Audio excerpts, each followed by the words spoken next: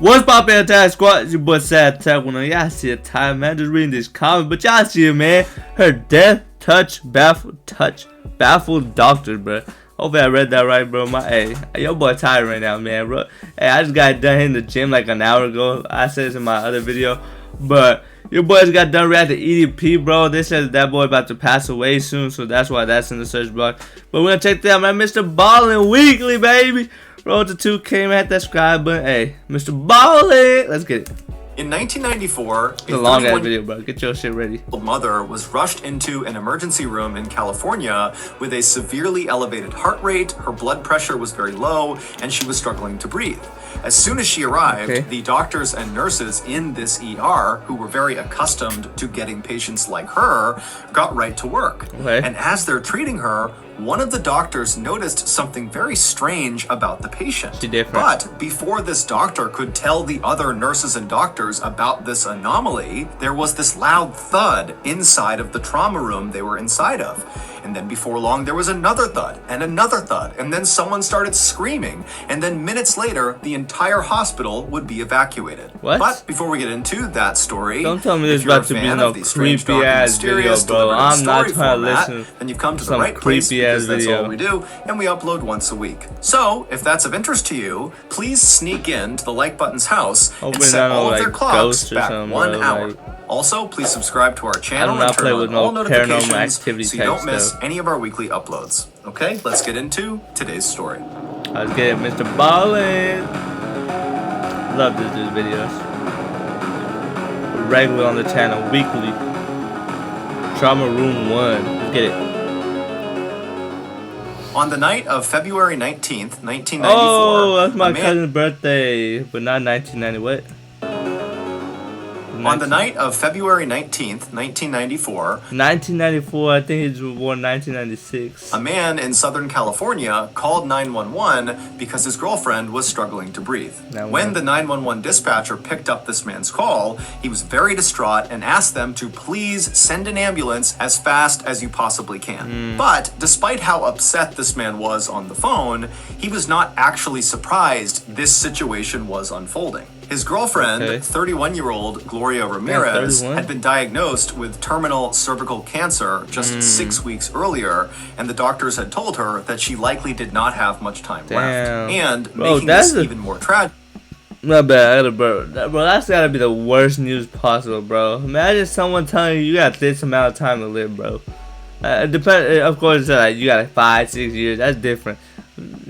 Someone tells you got a week to live, a month to live, 3 months to live, 6 months to live, bro. That is sad as hell, bro. Like, oh my god, I only got 6 months to live. Like, bro, that's the worst news possible. Hopefully, I never hear that. Of course, once I get older, you're gonna hear something like that. But doctors had told her that she likely did not have much time left, and making this even more tragic. Gloria had actually gone into the hospital on your life, bro. That is not a few years earlier with symptoms and signs that she likely had cancer, but the doctors missed it. Had they caught it back then, they likely could have saved her. Still, after receiving her very grim diagnosis just a few weeks earlier, Gloria had resolved to fight her cancer as best as she could. After all, she had a lot to lose. Gloria had 2 young kids. She had a boy and a girl who were 9 and 12 years old respectively. Bro. And Gloria absolutely adored them and really devoted her life to them. In the evenings, she would play with them and help them with their homework, and the whole time she'd be cracking jokes to make them laugh and smile. And then even when Gloria was not actively parenting her kids, she was always a very positive presence in their lives. She was optimistic, she was happy, she was upbeat, and oftentimes she could be found wandering around with a big smile on her face, singing a religious hymn to herself. So, when Gloria got this terrible news that she had late-stage cancer, she was obviously terrified and sad, but she was also very determined to find a way to survive because she knew her kids still needed her. Around the time Gloria was diagnosed, her doctors told her she would begin radiation treatment for her cancer at the end of February, so she had a few weeks to wait. And so during this waiting period, Gloria found herself spending a lot of time researching her disease, looking for things she could be doing on her own right now to make herself feel better or even potentially increase the odds of her survival. So, on February 19th, when Gloria told her boyfriend that she was starting to have some issues breathing, the boyfriend didn't hesitate for a second to call 911 because he knew firsthand from living with Gloria that she was desperate to survive, and so any changes in her symptoms needed to be treated like an emergency. It was around 8 p.m. that night when the ambulance pulled up in front of Gloria's home. Paramedics climbed out, they rushed over to Gloria, they put her on a stretcher, they gave her a mask with oxygen, and then they loaded her into the back of the ambulance, and then seconds later they were flying down the road with their sirens blaring. While they sped toward the hospital in Riverside, which is a city about an hour east of Los Angeles, one of the paramedics on board the ambulance called ahead to the Riverside Hospital emergency room to talk to one of the doctors. And the doctor who answered was a 33-year-old woman named Dr. Julie Gorchinsky. And she loved her job. She loved the thrill and excitement and challenge of working in a big city emergency room. And so she takes this call. The paramedics tell her that they have a patient who has terminal cancer. She's having a hard time breathing, and her heart rate is becoming very unstable to the point where if it's not controlled soon, it's going to kill her. And they told Julie they would be there in about 5 minutes. And so Julie, she hangs up the phone and immediately began preparing for receiving a critical patient, as well as getting trauma room 1 ready, which is where Gloria would be treated. Now, as bad as this situation was for Gloria, for Julie and the other nurses and doctors in this emergency room, this was kind of business as usual. They were used to receiving patients that were in very rough shape. And so as Julie and the rest of her medical team waited for this ambulance to arrive, none of them were worried that they wouldn't be able to handle this patient. They thought tonight was going to be as routine as any other night. However, they would be very, very wrong. The ambulance ride took about 15 minutes. Me and my boy Mr. Ball, hey, we fin sentences, hey. They pulled into the Riverside Hospital right at 8:15 p.m. And as soon as the ambulance came to a stop, the paramedics jumped out, they ran around to the back, they opened up the back doors, they pulled Gloria out still on her stretcher, and they pushed her as fast as they could through the doors into the emergency room. Once inside, Julie and the rest of her team, they took Gloria and they pushed her left down a hallway into trauma room 1. Once inside, the doctors and nurses immediately noticed that Gloria's heart rate was spiking dramatically and her blood pressure was falling dramatically. So Julie and her team began administering a standard set of treatments for someone in this condition. They switched Gloria's oxygen mask she had been using on the ambulance ride for a more powerful one. They gave her painkillers, sedatives, and drugs to help steady her heartbeat. And at first, the treatments seemed to be working because pretty quickly Gloria's heartbeat began to level out. However, it didn't last. Soon, Gloria's heartbeat was racing so insanely fast that all of these alarms were going off on her heartbeat monitor. Knowing they had to act quickly, Julie and her team began removing Gloria's t-shirt in order to administer electric shocks to her chest with paddles. This is a way for doctors to kind of reset a patient's heartbeat. As the nurses got the electric paddles ready, they and the rest of the medical team suddenly noticed two strange things about Gloria. The first was that Gloria seemed to be emitting this strange garlicky smell from her mouth. The second was Gloria's skin looked very greasy. However, despite the entire medical team taking note of these two things, no one thought they were significant. Lots of patients suddenly are brought into the ER, and very rarely do they have a chance to shower or brush their teeth beforehand.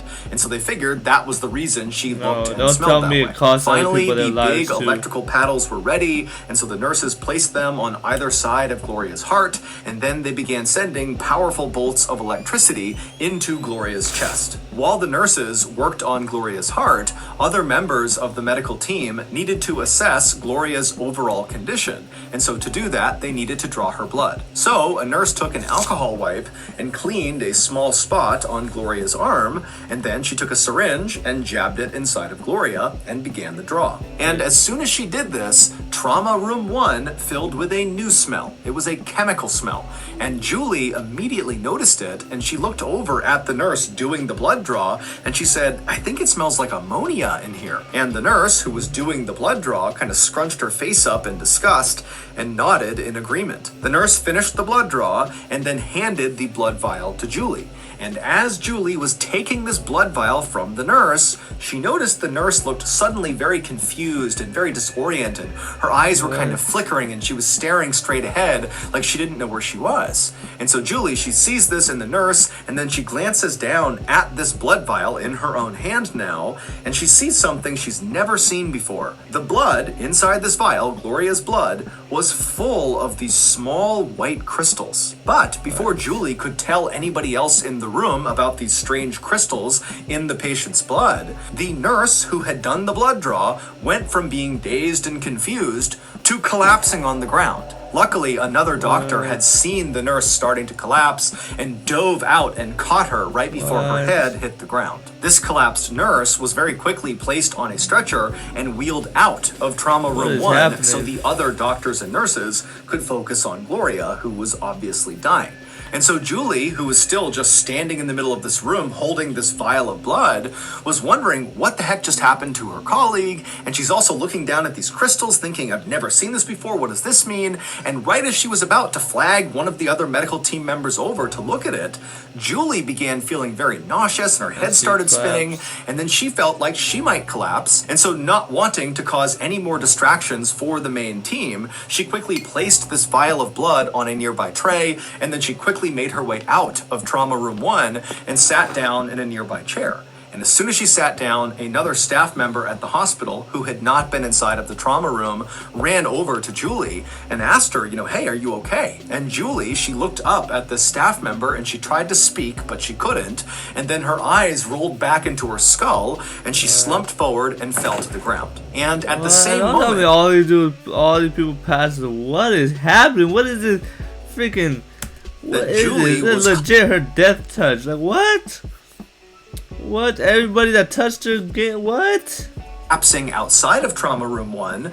Inside of the trauma room, there was another thud as another nurse collapsed, and then another, and then another. And before long, screams were coming out of trauma room 1 as people inside who had not collapsed yet are looking around, seeing their colleagues just dropping like flies for no reason. And so pretty quickly, the call came out over the hospital intercom to evacuate the hospital. The only people that would stay back would be a skeleton crew of doctors and nurses and Gloria, because they felt like moving Gloria outside right now would likely kill her. We need to save her right now. Outside the hospital, the parking lot very quickly filled up with doctors and nurses and other sick people on stretchers. That's a real video? Oh, wow. Parking lot very quickly filled up with doctors and nurses and other sick people on stretchers. People were screaming and crying, sirens were blaring, and the medical staff that was still healthy was running all over the place looking for supplies to help treat their coworkers. Meanwhile, back inside of trauma room 1, things for Gloria only seemed to be getting worse. The 4 doctors and nurses who had stayed back continued to administer more drugs, more shocks to her chest, more oxygen, but no matter what they did, her blood pressure continued to fall and her heartbeat became fainter and fainter and fainter. Finally, at 8:50 p.m., roughly 35 minutes after Gloria had first been wheeled into the emergency room, she died. Minutes? In that only 35 minutes? Golly, why that 35 minutes feel so freaking so impactful? Like so much shit happened in 35 minutes? Fainter. Finally, at 8:50 p.m., roughly 35 minutes after Gloria had first been wheeled into the emergency room, she died. In that 35-minute window, 23 of Riverside Hospital staff had either collapsed or become very sick. Wait, how many? My bad. I'm sorry.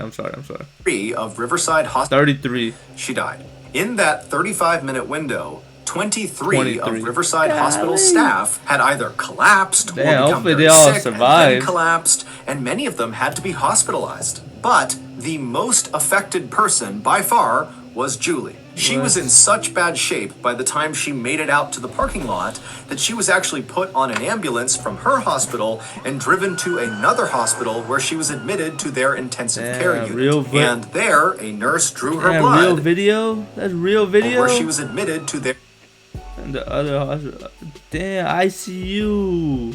Intensive care unit. And there, a nurse drew her blood, and in it were little white crystals, just like in Gloria's blood. At 11 p.m. on the same night all this craziness happened, a hazardous materials team dressed in full hazmat suits entered the Riverside Hospital to look for a chemical leak, because that was the running theory that some sort of leak had happened in the hospital, it had made its way into Trauma Room 1, and that's what had caused everyone to collapse and get sick. But despite an extensive search, the hazmat team did not find any leaks. Stumped, authorities decided to just be extra careful around this hospital and around Gloria's body until they figured out what had happened, because the fear was there was some sort of unknown or hidden toxin either in this building or on or in Gloria's body. 6 days after the incident, inside of a special airtight room, while wearing full body protective suits, doctors performed an autopsy on Gloria.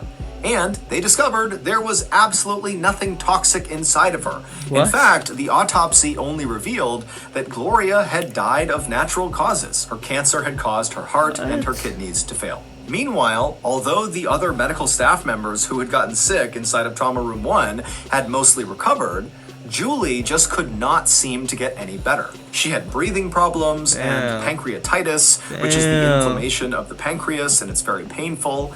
And her bones were literally just starting to die, leaving her in a wheelchair.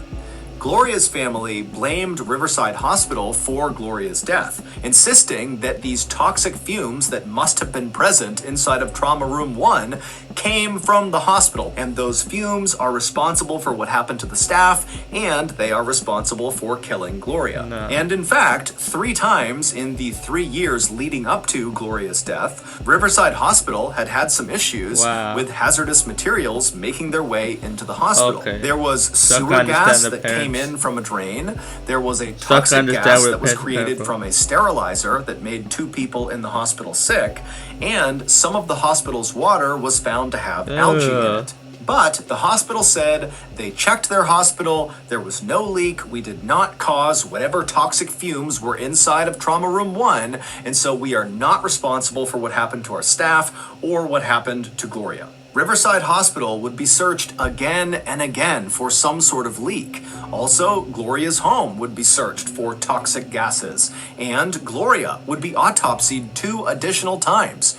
But no one could find anything toxic anywhere. So eventually, California's Department of Human and Health Services came forward and said they had the answer to what had happened inside of Trauma Room 1. They said it was mass sociogenic illness. Mass sociogenic illness is when a group of people all believe they have the same illness, even though there's nothing wrong with any of them. It's caused by fear and anxiety. Basically, the state of California was saying that Julie and the other 22 staff members who had gotten sick and collapsed had just pretended. They were making it up. As for Gloria, they said she just died. Well, that is the weirdest conclusion ever, bro. People they wasn't sick. They just thought they were sick. Hey, that's on them, bro. They thought they were sick. What is that? Now, of course, this explanation made a lot of people unhappy, like Gloria's family, and of course Julie, whose medical problems were very well documented. She couldn't walk anymore because her bones were literally dying. And so Gloria's family and Julie said, you know what, we think the hospital is covering something up, and we are going to sue. But before they did, an obscure lab located just outside of San Francisco, California, it was called the Forensic Science Center, was called in to do yet another investigation into what happened inside of Riverside Hospital. And what these scientists found would make history. Here is what they discovered. After Gloria was diagnosed with cancer, she began researching not only her disease, but also alternative treatments that she could do on her own before she began her radiation treatment at the end of February. And according to the scientists of Forensic Science Center, Gloria must have begun using a well-known controversial home remedy to help with her pain. It was called dimethyl sulfoxide, or DMSO for short. In the 1960s, DMSO was prescribed to treat pain and anxiety, but as it became more popular, it was discovered that it could cause eye damage, and so the government said, you can't use this anymore. But even though DMSO was no longer available as a medicine, it was still being sold in gel form inside of hardware stores as a heavy-duty degreaser. And it was this type of DMSO, the gel form, that Gloria had begun rubbing all over her skin, head to toe. This was the reason when she arrived in the emergency room, her skin looked greasy because she was literally covered head to toe in this gel. It was also why her breath smelled like garlic, because after DMSO is absorbed into your bloodstream, you emit a sort of garlicky smell both through your pores and out of your mouth. But the discovery that Gloria had been using DMSO did not account for why all these people in the hospital began collapsing and falling ill when they were around her. It turned out on the night that Gloria's boyfriend called 911 because Gloria was suffering from breathing problems, Gloria was also suffering from another medical issue, but it was so minor, the boyfriend didn't think to bring it up to the 911 dispatcher or to the paramedics when they arrived. And this secret medical condition that Gloria had was a urinary tract infection, which is an infection in any part of the urinary system. These are very common and usually very easy to treat. But what nobody realized was that because Gloria had this infection, her body was not flushing out the DMSO chemicals that had seeped inside of it from all this gel on her skin. Still, even very large amounts of DMSO chemicals inside of your body or on your skin is not enough to cause any harm to you or people around you. The danger started when the EMTs in the ambulance put that oxygen mask on Gloria's face as they transported her to the hospital. Suddenly, there was this new chemical being introduced into Gloria's body, oxygen.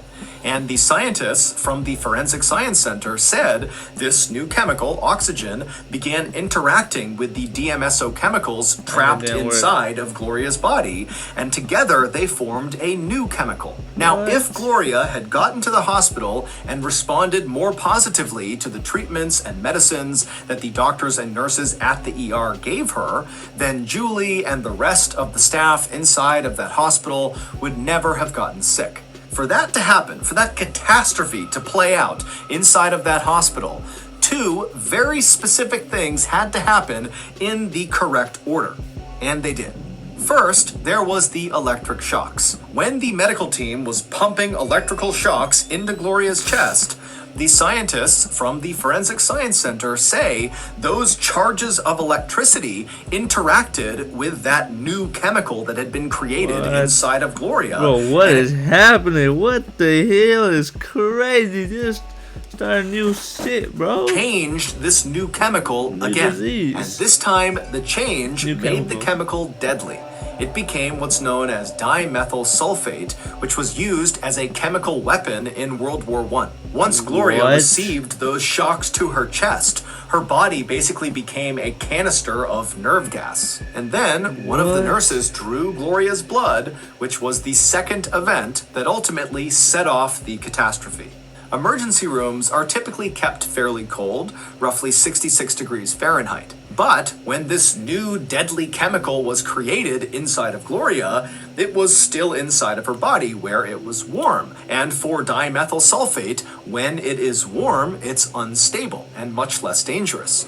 But when that nurse drew Gloria's blood, inside of the blood was the deadly chemical, and now it was no longer in Gloria, it was in this cool 66-degree room, and so it began to stabilize and started producing those little white crystals inside of the blood vial that Julie saw, and as it stabilized, it turned into a gas, and it filled the room, and the staff began to breathe it in. The scientists from the Forensic Science... What the hell is this? It sounds like a goddamn movie. Sheesh. Center do not think that this mass poisoning event contributed to Gloria's death, meaning Gloria did really die from her cancer. Gloria's family has denied that Gloria ever used DMSO, and they still insist that the hospital was responsible for Gloria's death. The hospital would ultimately pay $800,000 in settlement money to Gloria's family, but the hospital would never admit that they did anything wrong. Julie's lawsuit against the hospital was ultimately dismissed, and her bones never really recovered from the damage that was done to them, despite 8 surgeries to try to fix them. However, Julie would eventually go back to being a practicing doctor at another hospital, and she has said the ordeal she went through inside of Trauma Room 1 at Riverside Hospital actually made her a better doctor. Let's go, Julie. So, that's going to do it. Oh, let's go, Mr. Bond. That was a good video. That was quick. But that's going to do it for that video. If you enjoyed that, subscribe and that road to 2K up, man. That's wild, bro. They done started a new disease, new camp. Bro, what? Alright, man. Hey. We out, man.